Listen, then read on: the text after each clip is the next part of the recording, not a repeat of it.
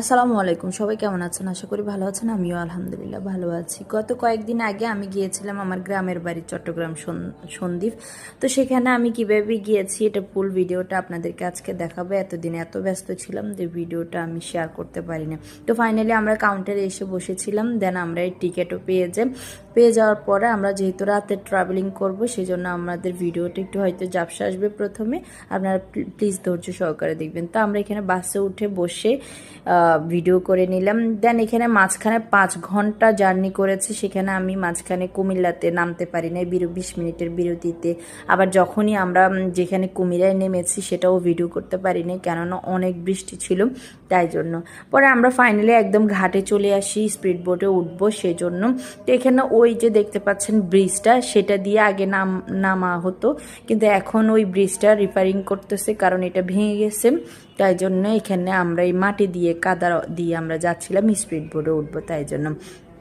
এটা খুব ভোরে 6:30 বাজে। সেদিন অনেক ওয়েদার অনেক খারাপ ছিল, মেঘলা ছিল, বৃষ্টি ছিল। এই ওয়েদারে আমরা বাড়িতে গিয়েছি।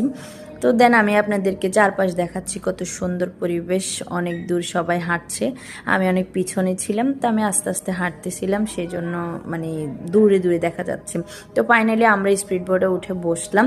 বসার পরে এই যে আমাদের স্পিড বোট ছেড়ে দিয়েছে অনেকজন মানুষ। আমরা সেই দিন আমাদের পরে আর কোনো স্পিড বোট ছাড়া হয়নি, কেননা আমরা যখন উঠেছিলাম তখন ওয়েদার একদম খারাপ হয়ে গেছে।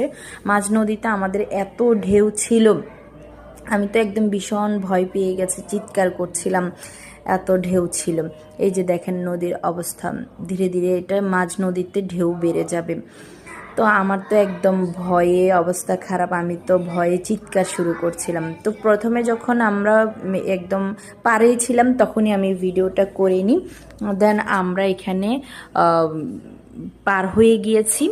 পার হয়ে যাওয়ার পরে আমি ভিডিওটা করছিলাম আর মনে মনে ভাবছিলাম, হায় আল্লাহ, কত বড় বিপদ থেকে বেঁচে গেলাম। অনেক বড় বড় ঢেউ ছিল, অনেক স্পিড বোটটা অনেক ধাক্কা ছিল, সবাই ভিজে গেছে। তো এই অবস্থায় আমি হাঁটছিলাম আর ভাবছিলাম আল্লাহ আমাদেরকে বাঁচিয়েছে। দেন আমরা এটা পারে গিয়ে উঠে, একটা ব্রিজ আছে, ওই ব্রিজ থেকে গাড়ি পর্যন্ত ভ্যানে করে যেতে হয়। দেন আমরা ভ্যানে উঠে বসলাম আর চারপাশ ভিডিও করলাম, দেখে একদম মন ভরে গেছে। এতক্ষণের কষ্ট এক নিমিষে শেষ। তো আজকের ভিডিও এইটুকু, কেমন লেগেছে অবশ্যই জানাবেন।